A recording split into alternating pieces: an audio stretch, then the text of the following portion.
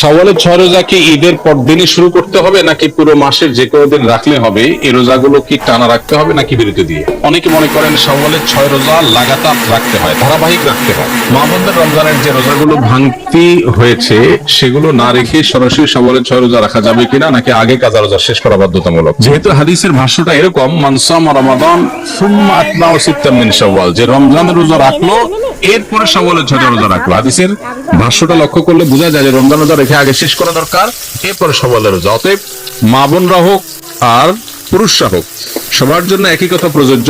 রমজানে কোনো কাজা রোজা থাকলে আগে কাজাগুলো রেখে তারপরে শাওয়ালের রোজা রাখা উত্তম। কোনো কারণে যদি রমজানের ভাঙতি রোজা রেখে শাওয়ালের 6টা রাখা সম্ভব হবে না মনে হয়, কারণ রমজানে 10টা রোজা ভাঙতি হয়েছে, আবার এদিকে শাওয়ালের 6টা 16টা রোজা, এতগুলো রোজা তার এক মাসে রাখা তার জন্য টাফ হবে যদি মনে হয়, তাহলে সেক্ষেত্রে সে শাওয়ালের 6টা রোজা রেখে কাজাগুলো পরে আদায় করলেও ইনশাআল্লাহ তার শাওয়ালের 6 রোজার ফজিলত আদায় হয়ে যাবে। একটি রোজার নিয়তে কি কাজা এবং শাওয়ালের নফল উভয়ের সওয়াব পাওয়া সম্ভব? অর্থাৎ এক রোজায় কি দুই নিয়ত করা যাবে? না, এটা আপনি করতে পারবেন না। ফরজ রোজার নিয়ত করলে সেখানে আবার নফলেরটাও নিয়ত করতে পারবেন না, তবে নফলের দুইটা একসাথে নিয়ত করতে পারবেন। যেমন সোমবার বৃহস্পতিবার রোজা রাখলেন, চাঁদের 13, 14, 15 রোজা রাখলেন, আবার শাওয়ালের রোজারও নিয়ত করে নিলেন, এখানে ইনক্লুড করতে পারবেন।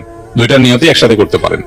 আর ফরজ কাজা রোজা আছে সেটা রাখলেন, একই সাথে আবার শাওয়ালের 6 রোজা রাখবেন, সেটা আদায় হবে না। শাওয়ালের 6 রোজা কি ঈদের পরদিনই শুরু করতে হবে নাকি পুরো মাসের যে কোনো দিন রাখলে হবে? এই রোজাগুলো কি টানা রাখতে হবে নাকি বিরতি দিয়ে? শাওয়ালের 6 রোজা ঈদের পরপরই রাখতে হবে এমন কোনো বাধ্যবাধকতা নেই, তবে অনেকের জন্য সহজ হয় ঈদের পরপর রেখে ফেলতে পারলে, যাতে করে রোজার অভ্যাসটা থাকে, এর মধ্যে রেখে ফেলতে পারে, পরে আর রাখা হয় না, তারা আগে রেখে ফেলবে।